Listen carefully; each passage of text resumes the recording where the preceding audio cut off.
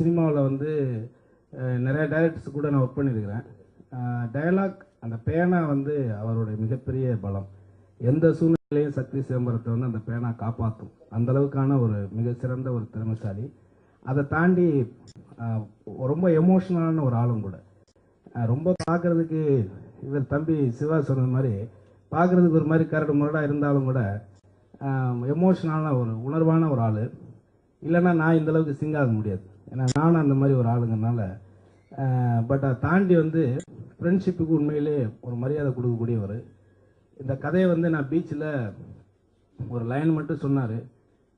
கேட்ட உடனே வந்து நான் பண்ணக்கூடாதா? ஃப்ரெண்ட்ஸுங்கனாலே என்ன அழகாக தான் இருக்கணுமா? இல்லை, ஃப்ரெண்ட்ஸுன்னா அழகாக தான் இருக்கணுங்களாம் ஒன்றுமே கிடையாது. ஏதோ ஒரு லோ கிளாஸ் ஃப்ரெண்ட்ஸ் இருக்க மாட்டாங்களா? அந்த மாதிரி கூட நினச்சிக்கப்பா. ஏன்னா உனக்கு உன் மேலே எனக்கு பெரிய நம்பிக்கை இருக்குது. என்னடா உன்னுடைய படங்கள் எவ்வளோ காமெடி காட்சிகள், இன்றைக்கி ஆதித்யாவாக இருக்கட்டும், சிரிப்பொலியாக இருக்கட்டும், எதை எடுத்திங்கனாலும் ஒரு நாளைக்கு ஒரு காமெடியாவது சக்தி சிதம்பரத்தோட காமெடி வராமல் ஒரு சேனல் இருக்கவே இருக்காது. அந்தளவுக்கு வந்து ஒரு டேலண்ட் உள்ளவர். எனக்கு கருணாஸ், சக்தி சிதம்பரம் இவங்க எல்லாம் ரொம்ப பிடிக்கிறது காரணம் என்னன்னா, அடிமட்டத்திலேருந்து நல்லா உழைச்சி இன்றைக்கி பெரிய ஒரு சூழ்நிலைக்கு வந்தவங்க அவங்க. ஸோ அவங்க என்றைக்கும் சக்ஸஸ்ஃபுல்லாக இருக்கணும். அது மட்டும் இல்லாமல் அவங்க வந்து தன்னம்பிக்கை மிக்கவங்க. அது எனக்கு சக்தி சிதம்பரத்தை பேசும்போதோ பழகும்போதோ கருணாசை பார்க்கும்போது வெளியே இருந்து அதிகமாக பேசலைன்னா கூட அப்சர்வ் பண்ணிகிட்டு இருப்போம். என்னென்னா, ஒரு பள்ளிக்கூடத்தில் வந்து ஒரு பையனுக்கு வந்து நடிக்கிறதுக்கு வந்து அவனும் எல்லாரும் மாதிரி நடித்து காமிச்சோன்னே அவனுக்கு வாய்ப்பு மிஸ் ஆயிடுச்சு. அவங்க அப்பா கூப்பிட்டு ஆறுதல் சொல்கிறாரு. என்னென்னு, ஒன்றும் ஃபீல் பண்ணிக்காத, உனக்கு நடிக்கிறதுக்கு சான்ஸ் கிடைக்கலன்னு. சச்சா, அதை விட பிரமாதமான ஒரு சான்ஸ் கிடைச்சிருக்குப்பா, நான் ஏன் ஃபீல் பண்ணணும்? என்னடா சொல்கிறேன்னு. இல்லை, யார் நல்லா நடிக்கிறாங்களோ அவங்கள பாராட்டி கைதட்டுறதுக்கு எனக்கு தானே சான்ஸ் கிடைச்சிருக்கு. அதனால் நான் முன்னால் உட்காந்து கைதட்ட போகிறேன். ஸோ நான் தான் நல்லா நடிக்கிறவனையும் டிசைடு பண்ண போகிறேன் அப்படின்னு. அந்த மாதிரி அந்த கான்ஃபிடன்ஸ், செல்ஃப் கான்ஃபிடன்ஸ் வந்து சக்தி சிதம்பரத்திட்ட ரொம்ப அதிகம், கருணாசிட்டி ரொம்ப அதிகம். நான் இங்கிலீஷ் பார்த்துட்டு இல்லை மச்சான்ட்டு டைட்டில் வச்சுட்டு சக்தி சிதம்பரம் தோஸ்தான் அவங்க மச்சான் நமிதா நடிக்கலையே நினச்சிருந்தேன். ஆனால் தேடி பிடிச்சிட்டாருங்க. நமிதா மாதிரியே ஒரு ஆளை தேடி பிடிச்சி ஒரு டேஸ்ட் அப்படின்னு நினைக்கிறேன். எந்த ஹீரோ மட்டும் நமிதா மாதிரியே இருக்கு எனக்கு.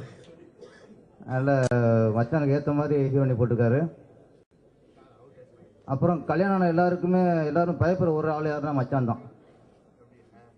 ஒய்ஃபுக்கு தங்கச்சி இருக்கலாம், ஆனால் தம்பி மட்டும் இருக்கக்கூடாது, அண்ணன் இருக்கக்கூடாது. ஏன்னா அவங்க ஏதாவது சட்டை பிடிப்பாங்க வந்து, அக்கா இப்படி சொன்னியாமே, தங்கச்சி இப்படி சொன்னமேன்ட்டு. அந்த மாதிரி எல்லாரும் பயப்படுற ஒரு ஆளும் மச்சான் தான். அந்த வேலை மச்சான் வந்து தமிழ்நாட்டை பொறுத்தவரைக்கும் ஒரு தவிர்க்க முடியாத ஒரு பேர். சக்தி சிதம்பரம் சார் என்ன சொல்லிட்டாங்க, பயங்கரமான காம்படிஷன் சொல்லவர். பயங்கர லொல்லு பார்ட்டி.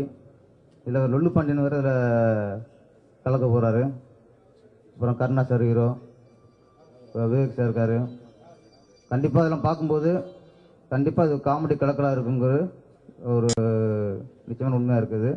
ஸோ ஒரு பிரம்மாண்டமான பூஜை. அண்ட் இந்த ஆரம்பமே சொல்லும் இந்த படம் எப்படி இருக்கும் அப்படின்ட்டு. அண்ட் டைட்டில் எல்லாருக்குமே பிடிச்சது. பேரரசு சார் வந்து கரெக்டாக மென்ஷன் பண்ணார். ஆக்சுவலாக அந்த டைட்டில் காப்பி ரைட்ஸ் வந்து நமிதா மேடம்கிட்ட தான் இருக்குது. அது சக்தி சிதம்பரம் சார் பிரச்சனை இருக்குது, அது நினைக்கிறேன் அவங்கள்ட்ட வாங்கியிருப்பாங்க. அண்ட் இது பார்த்தாலே தெரிஞ்சிடும் இந்த படம் எப்படி இருக்கும் அப்படின்னு சொல்லிட்டு. இதில் எல்லாமே இருக்குது அப்படின்றது. அண்ட் இன்ட்ரெஸ்டிங்கான காம்பினேஷன், கருணாசனாவும் விவேக் சாரும் அண்ட் கூட ரமேஷ் அரவிந்த் சார். ஸோ சக்தி சிதம்பரம் சார் எல்லாருமே சொல்லிட்டாங்க அவங்களுடைய காமெடி எப்படி இருக்கும். அண்ட் எல்லாரும் மாதிரியே நானும் இந்த படம் நிறைய எதிர்பார்த்துருக்கேன். ஏன்னா காமெடி பண்ணுறது ரொம்ப ரொம்ப கஷ்டம், அது எல்லாருக்குமே தெரியும். ஆனால் அது அவர் ஈஸியாக பண்ணுவார் சக்தி சிதம்பரம் சார்.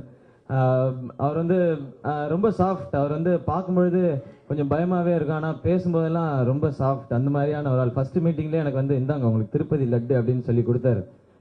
எப்பவும் அல்வா கொடுப்பாங்க அப்படின்னு தான் கேள்விப்பட்டிருக்கேன். அவர் வந்து லட்டு கொடுத்து அப்பயே வந்து தெரிஞ்சு போச்சா நைஸ் ஜென்டில்மேன் அவர் அப்படின்னு சொல்லிட்டு. ஸோ அவர் மாதிரி ஒரு ஜாலியான ஆளுக்கு இந்த மாதிரி ஒரு படம் வந்து நிச்சயமாக ஒரு லட்டு தான். ஸோ டெஃபினட்டாக அது எல்லாருமே டேஸ்ட் பண்ண போகிறோம்.